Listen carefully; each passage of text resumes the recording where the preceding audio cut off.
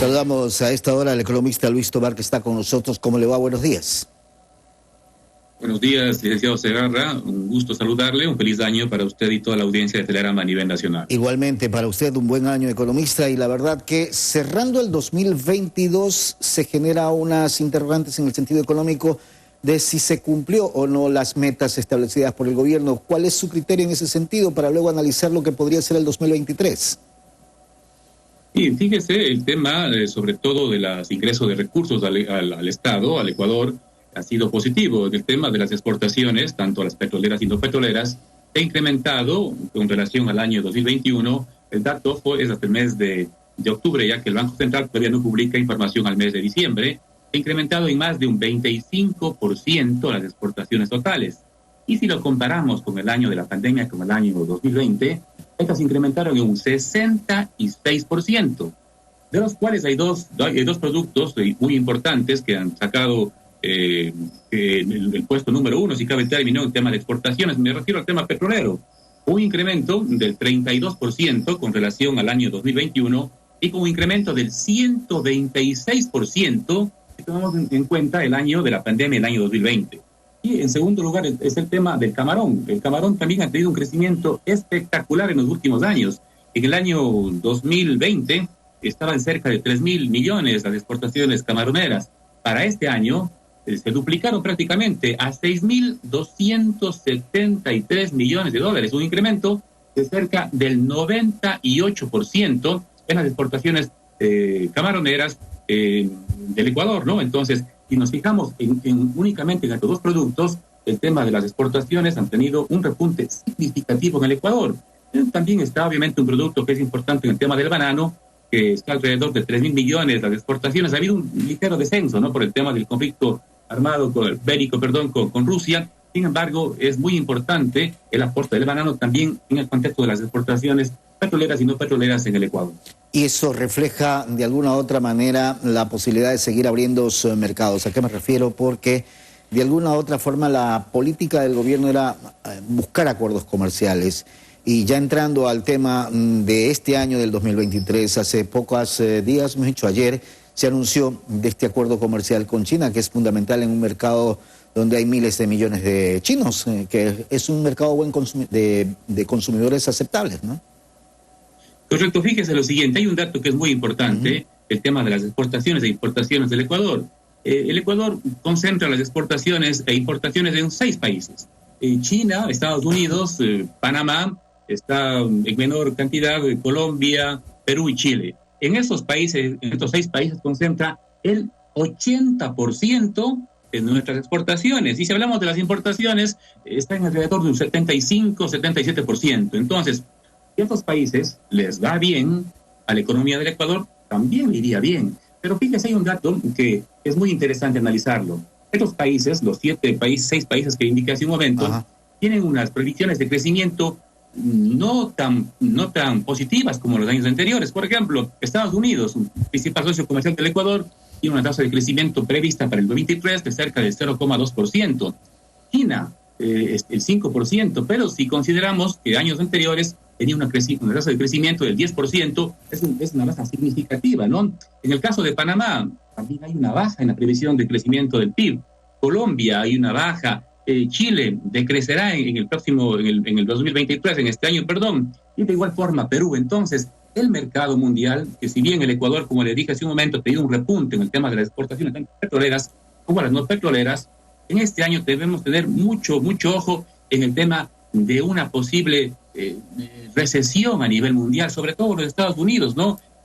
Los índices de inflación se han incrementado notablemente y también las previsiones de crecimiento no son las adecuadas. Entonces, si el Ecuador tiene centrado en estas 6 economías, 2 de ellas las que tienen el PIB mayor a nivel mundial, como son China y Estados Unidos, tendrá que tener mucho ojo al comportamiento de estos países, fundamentalmente de Estados Unidos, y en segundo lugar de la China, que como usted lo dijo hace un momento, se firmó un tratado de libre comercio, ¿no? Obviamente podría ser positivo al Ecuador en el caso de que China no tenga ninguna afectación a las tasas de crecimiento, ¿no? Sobre todo en estos últimos meses, con el repunte de la pandemia del COVID-19 en ese país, ¿no? Que podría de alguna manera afectar el tema de las relaciones en el sentido de menores compras hacia el Ecuador. Un crecimiento económico en el 2022 de 2,7% más o menos, si no me equivoco, economista,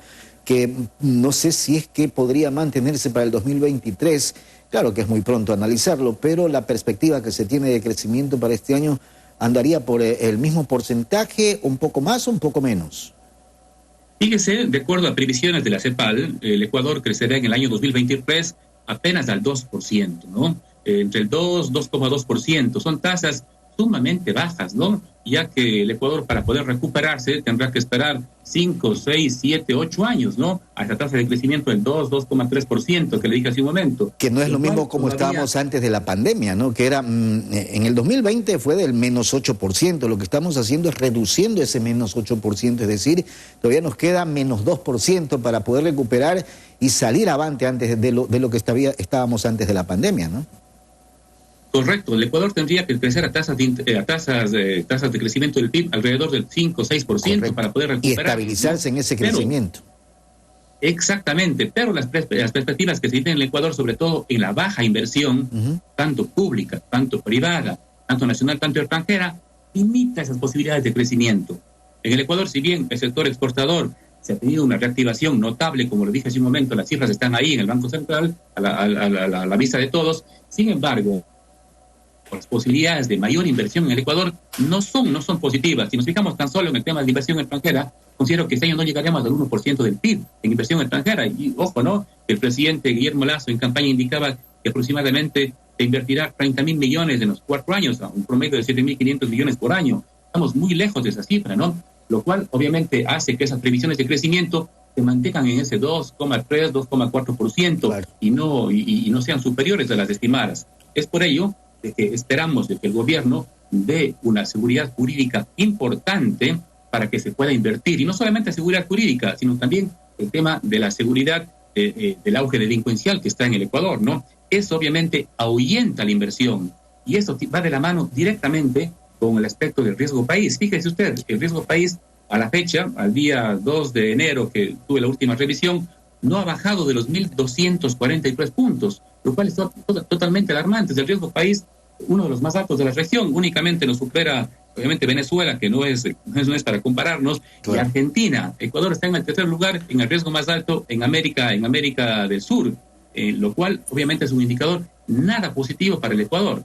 Hay que buscar de alguna otra manera, economista, que determinados factores no sigan siendo el obstáculo para la inversión, para atraer la inversión en nuestro país.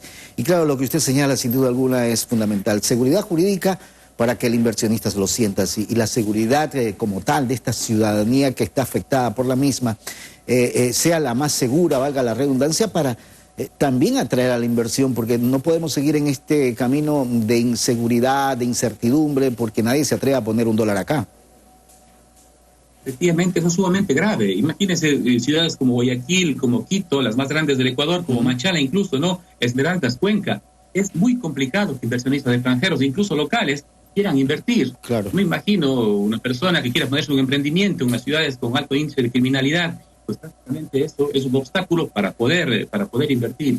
Y no solamente esa situación, ¿no? Es el tema también del financiamiento, ¿no? Si es que el gobierno logra, Dios mediante, controlar el tema de la inseguridad, tanto la jurídica como la delincuencial acá en el país en este año, deberá fijarse en el tema de las tasas de interés, que es fundamental para invertir y fundamental para crear empleo en este Ecuador. Ahora, hay que ver cómo se desarrollan las situaciones o el desarrollo económico del presente año, porque se pueden ofrecer muchas cosas, se pueden establecer políticas adecuadas, pero también hay que tener consideración en el tema de empleo, que es una tasa bastante preocupante. Para eso se requiere también una reforma laboral que está ahí en la Asamblea y requiere entendimiento entre la función legislativa y el Ejecutivo. Buscar de esa manera para el crecimiento, para el desarrollo de ciertas áreas productivas que generen empleo, ¿no? Fíjese, licenciado Segarra, un dato que recientemente salió del INEC, ¿no?